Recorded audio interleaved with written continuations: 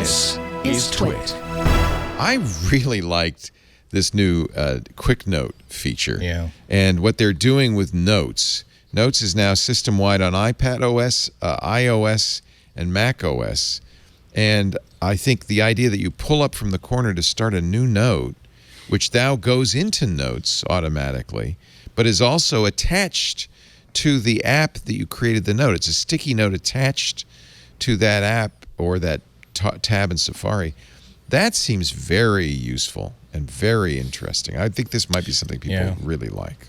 It also hints to how integrated the iOS experience and the Mac experience is going to be through all the different stuff you do with other people. Like the ability to take this note and now drop it into an iMessage, or take an iMessage, drop it into a note, create these collections of notes that you're now sharing with multiple people that's attached specifically to a conversation that you had, and you go exactly to that part of the conversation once you click on this this referential note.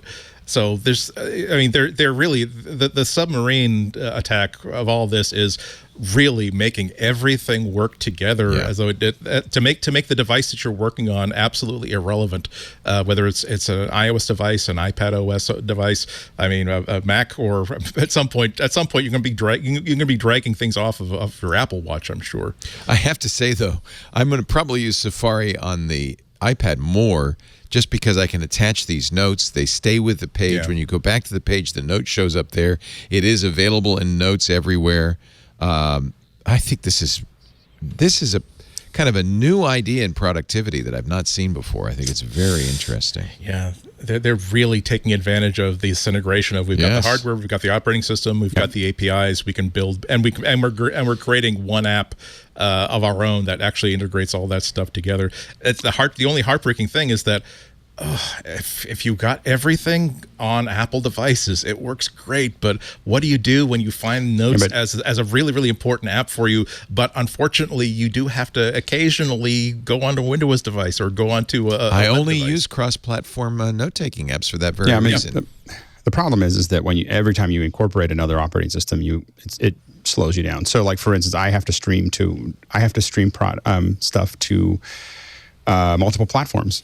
And and I'm now slowed down to the lowest common denominator all the time. And so when we stream it just to Apple, it just works.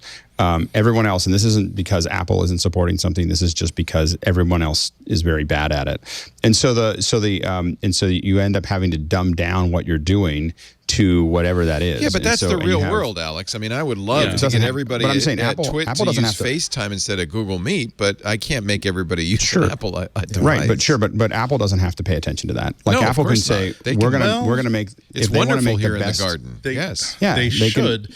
If they want to live in a world where there are people that can't afford $1,000 for the entry-level notebook, it would be nice if they acknowledged that there are people with $500 or $600 notebooks. There are people with $250 notebooks. But I think that would love to be able to participate in this group hug, or people that I can afford a $1,500 desktop computer, but I can really only justify $500 for a carry-around machine. What Apple's doing with FaceTime is exactly how they're going to pursue this, which is it's really best if you're using an Apple device. Okay, if you're using Android or Windows, you could be part of the group, but don't expect parity.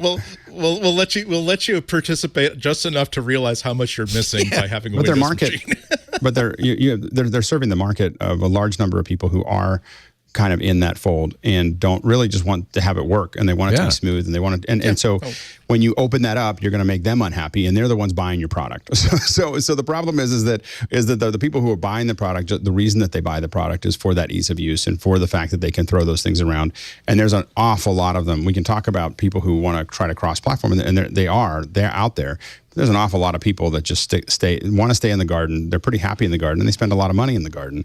And so the thing is that from a business, Apple, it'd be nice for Apple to do that, but they are not a charity. They're a business, and the business is that their business is that you can privately do a bunch of things really easily inside of this whole system. If you live inside that ecosystem, it just keeps getting better and better.